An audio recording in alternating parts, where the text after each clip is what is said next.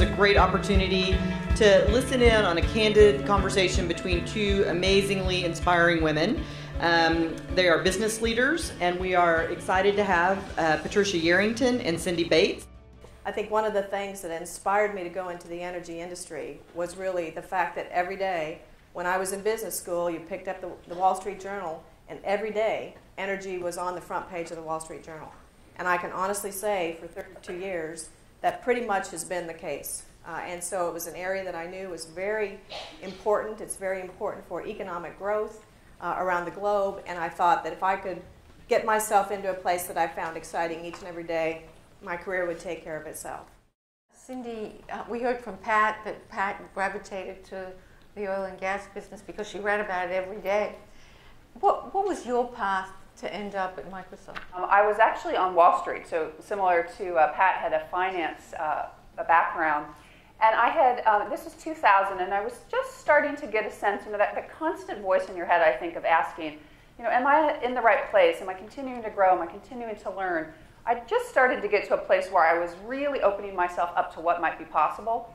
And I'd actually mentioned to someone from my network, a business school, and a week later I got a call from a headhunter that said Microsoft is looking for someone to join their corporate development group leading M&A and investments.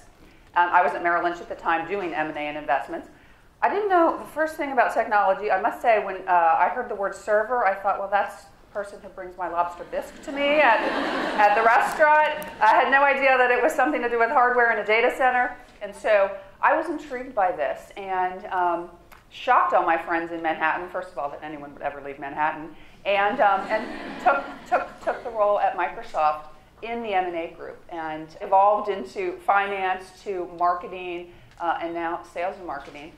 Very early on in my career at Chevron, I was working, and literally very early on, within the first 2 years, I was working on a particular project that happened to be interfacing with the CFO at the time.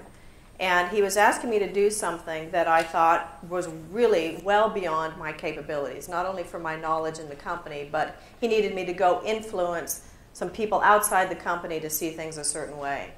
And I think he could see on my face a little bit of hesitation. And he said to me, and this has ruled my career, he said, Pat, let me tell you, every time I ask you to go into a room, I expect you to hold your own. If I didn't think you could hold your own, I wouldn't be asking you to take on the assignment. You are just as capable, you are just as competent as anybody else who's in that room. Think of yourself as a leader no matter where you are in an organization. What does it mean to be a leader? Have a point of view. Think of yourself as inspiring people in any conversation that you are having.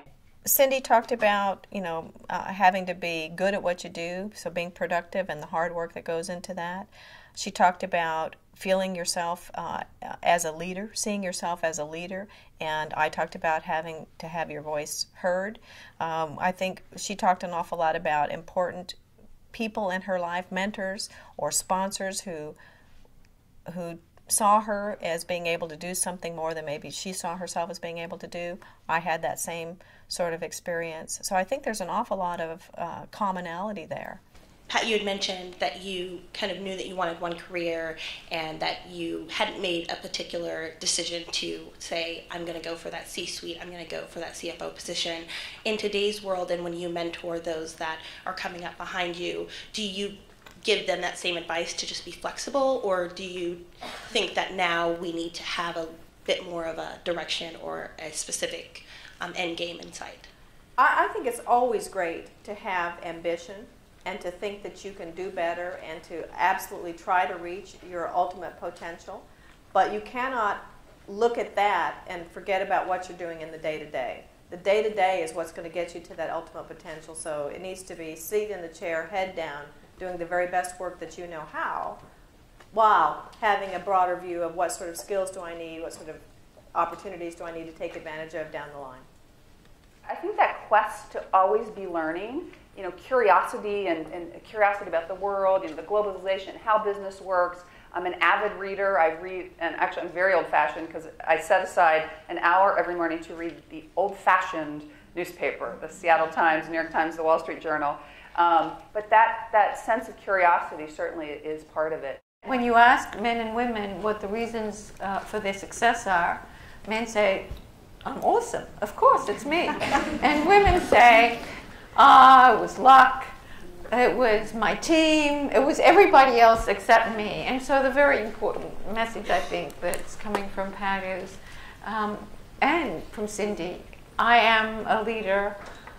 If you're asked to do it, you can assert yourself. Don't let those professors turn just to the men. Assert yourself and say, hey, I have something to say here. Obviously have the goods to deliver. When you think of some great leaders that you worked for or know of, what is it that makes them great? I think it's establishing the vision and making it clear that you know which hill you're supposed to take and over what time period you're taking the hill. Being very clear about what your piece of taking that hill is, and then getting out of the way and letting you do what you do. And the only time you go to them is when you need some help with resources. But they're not looking over your shoulder every day. They're not trying to give you more advice than you really want, but they really believe in you and they step back and let you do it.